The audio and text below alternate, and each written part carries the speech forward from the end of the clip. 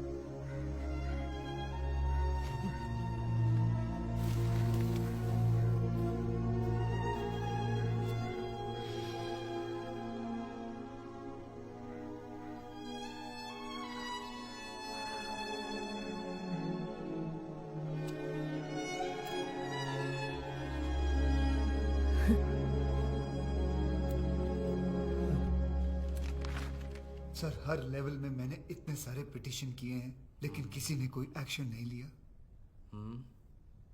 ओह, इसीलिए तो चिड़िया आजकल दिखाई नहीं देती। जब मैं छोटा बच्चा था तो कितनी सारी चिड़िया घूम घुमा करती थी, खेलता था उनके साथ में। और फिर जब मैं बड़ा हुआ तो अक्सर उन्हें पकड़ के खा जाता था 7-8। मोस्ट टेस्टी थिंग, मॉनसून में चाय और फ्राई पंछी। और वो जो चिड़िया की दवाई बनाते हैं, ही मैन मैटर।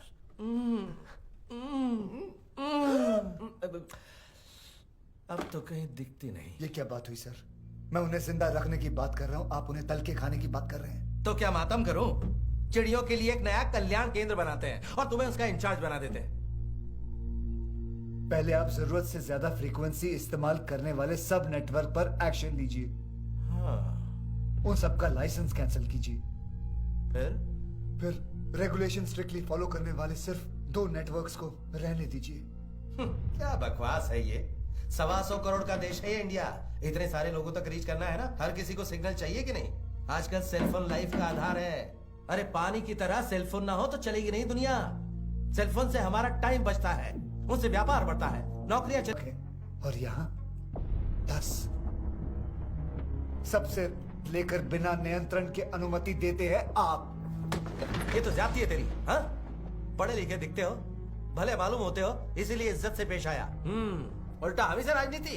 तो सुनो, असली राजनीति सब कुछ कानून के दायरे में हो रहा है। जो भी अंतरराष्ट्रीय रूल्स हैं उनको फॉलो करके ही हम यहाँ सेलफोन सर्विस दे रहे हैं। जाना है तो जाओ, कोर्ट पे जाके केस करो। चलो यहाँ से। सर, आप गुस्सा क्यों हो रहे हैं? मेरी बात तो सुनिए सर। और कितना सुनाओगे? गो गो, कोर्ट यू गो। जाके अपनी राम कथा जज को सुनाओ सालों तक। जाओ। पीएम बोलते हैं जनता को समय देना चाहिए। वो क्या? नतीजा आधे तो क्रैक लोग आ जाते हैं। कौन माथा फोड़े इनसे?